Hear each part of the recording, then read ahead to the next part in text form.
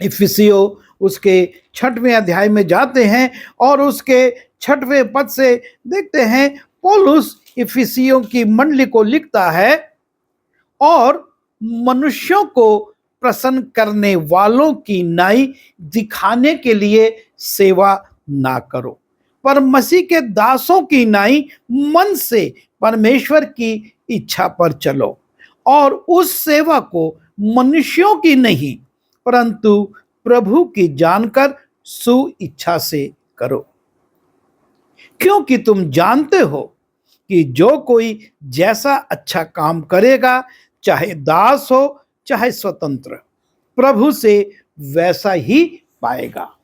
और यहां पौलुस समझाता है कि हमको मनुष्यों की प्रशंसा करने वाली दिखावटी सेवा नहीं करना है, क्योंकि आज संसार में संस्थाओं को, अधिकारियों को, बड़े लोगों को और उनसे प्रशंसा पाने के लिए एक दिखावटी सेवा की जाती है, और यह दिखावटी सेवा में सिर्फ दिखावा होता है, सेवा नहीं होती है।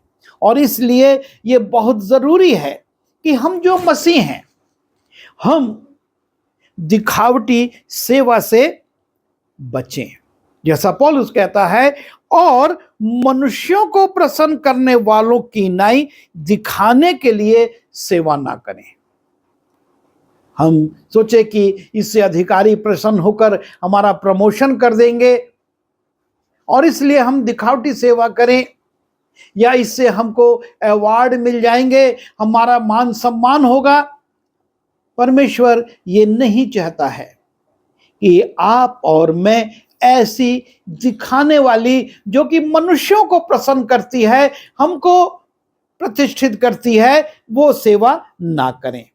परंतु वो कहता है, मसीह के दासों की नाई मन से परमेश्वर की इच्छा पर चल।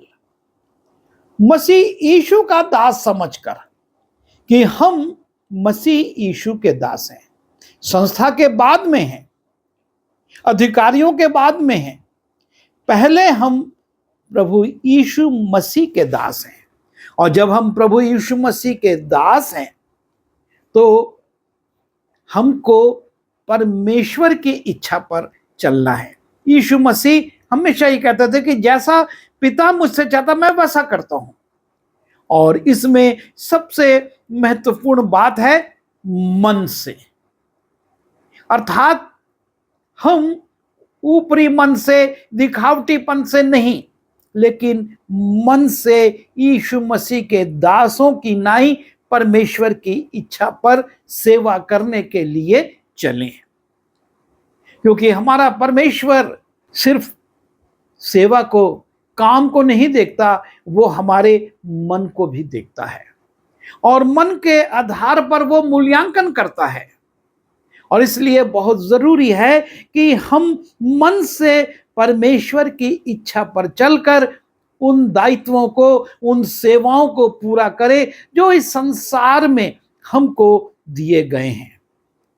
और तीसरी बात देखते हैं कि संसार की हम अपनी सेवाओं को मनुष्य या संस्था की सेवा ना समझें। यहां पर लिखा हुआ है, उस सेवा को मनुष्यों की नहीं परंतु प्रभु की जानकर सुइच्छा से करो। पहले मन से तो करने ही है, पर सुइच्छा से, अच्छी इच्छा रखते हुए।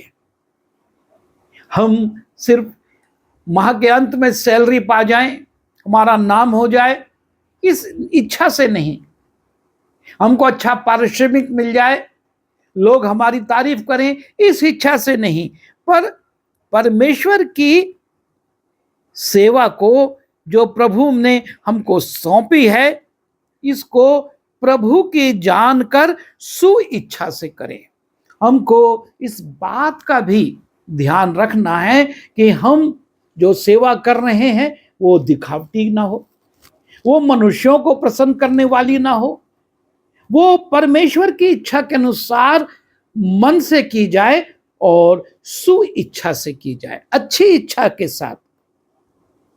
और उसके बाद हम इस बात का भी ध्यान रखें कि इस सेवा का फल आपको और मुझको सिर्फ सांसारिक रूप से नहीं मिलने वाला है, लेकिन परमेश्वर से भी मिलेगा, क्योंकि तुम जानते हो कि जो कोई जैसा अच्छा काम करेगा, चाहे दास हो चाहे स्वतंत्र, प्रभु से वैसा ही पाएगा।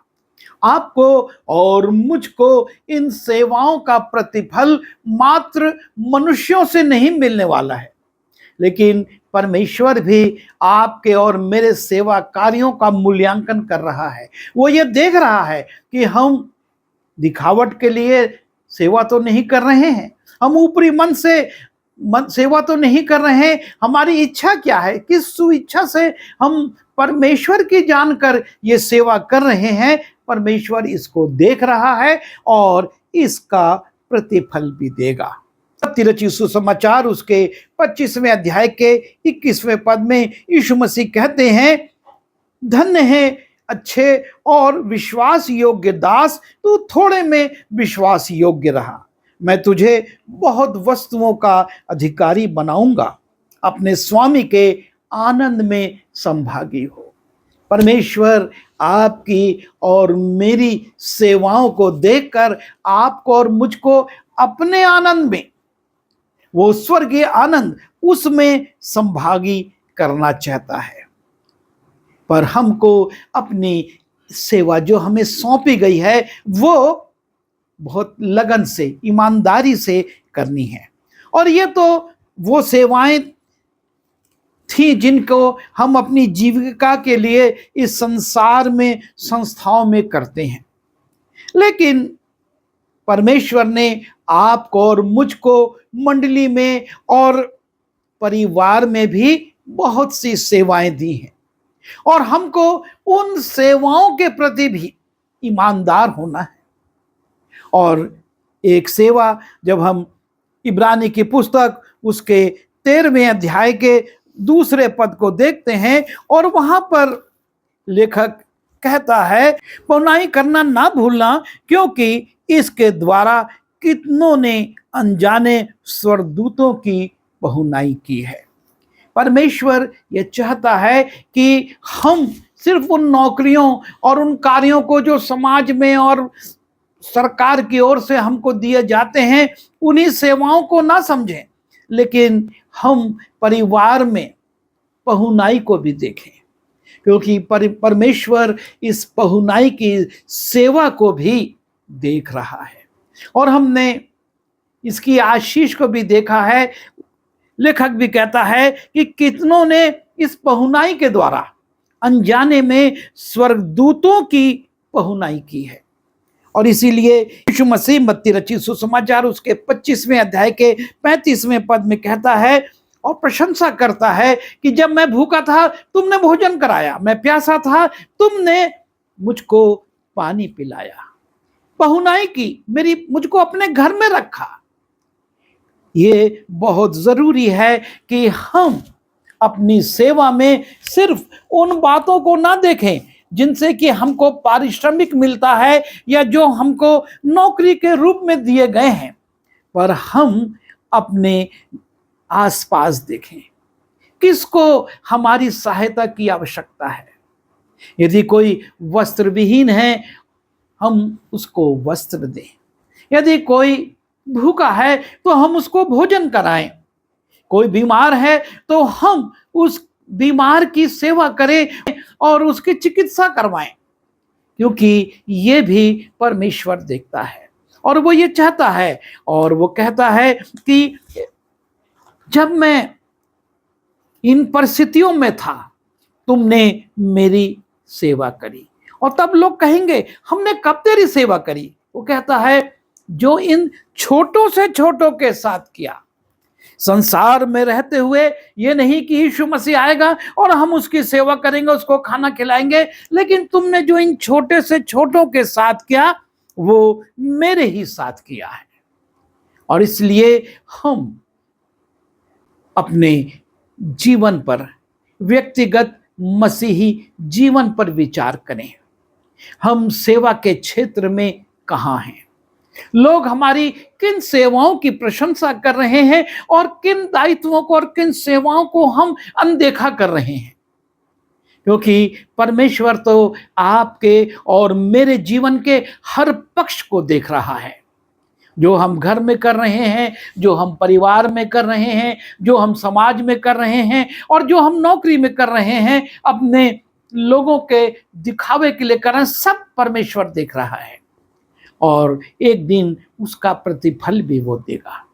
क्योंकि हमारे साथ कुछ नहीं जाएगा, सिर्फ हमारे काम जाएंगे। क्योंकि प्रकाशित वाक्य में हम देखते हैं कि उनके साथ उनके कार्य हो लेते हैं। और जब हमारे कार्य हमारे साथ हो लेंगे तो वो कौन से कार्य हैं? ये वही कार्य हैं, वही सेवा कार्य हैं जो कि हमारे साथ हो लिए हैं और जिनका प्रतिफल परमेश्वर से हमको मिलने वाला है। और इसलिए हमें ध्यान देना है कि सेवा के क्षेत्र में हम कितना आगे हैं, लोगों को हमारी सेवाओं पर कितना विश्वास है, चाहे वो हमारे अस्पताल हो और चाहे हम ऑफिस में काम करते हो या स्कूलों में पढ़ाते हो। हमारे संपर्क में आने वाले लोग और हमारे ऊपर के अधिकारी हमारे सेवा का मूल्यांकन कैसा कर रहे हैं? उनकी दृष्टि में हमारी वर्तमान में, अतीत की बातें हम नहीं कर रहे, अभी हम वर्तमान की बात कर रहे हैं कि वर्तमान में हमारी सेवाओं का मूल्यांकन लोगों के द्वारा, समाज के द्वारा, संस्थाओं के द्वारा कैसा किया जा रहा है। यदि हमारी सेवा में ईमानदारी है, निष्पक्षता है, तो निश्चित है कि उसकी प्रशंसा होगी। और जब उस सेवा की प्रशंसा होगी तो हमारे साथ जो हमारा प्रभु यीशु है उसकी भी प्रशंसा होगी। जब हम मत्ती रचित सुसमाचार उसके 5वें अध्याय के 16वें पद को देखते हैं, वहां पर यीशु मसीह अपने पर्वतीय उपदेश में कहते हैं कि तुम्हारे भले कामों को देखकर परमेश्वर पिता की जो स्वर्ग में है उसकी प्रशंसा हो। और इसको हम अपनी सेवा में भी इस प्रकार से जोड़ सकते हैं कि हमारी ईमानदारी और निष्पक्षता से की गई सेवा से प्रभु परमेश्वर यीशु मसीह की, जिसके हम अनुयायी हैं, लोग प्रशंसा करेंगे। ये कहेंगे कि मसीहों की सेवा सर्वोत्तम होती है। हम अपने सेवा के क्षेत्र में अपने आप को देखें और अपने प्रभु के लिए, मनुष्यों के लिए नहीं लेकिन प्रभु के लिए काम करें, सेवा करें और उसका प्रतिफल भी हम मनुष्य नहीं पर परमेश्वर से प्राप्त करेंगे।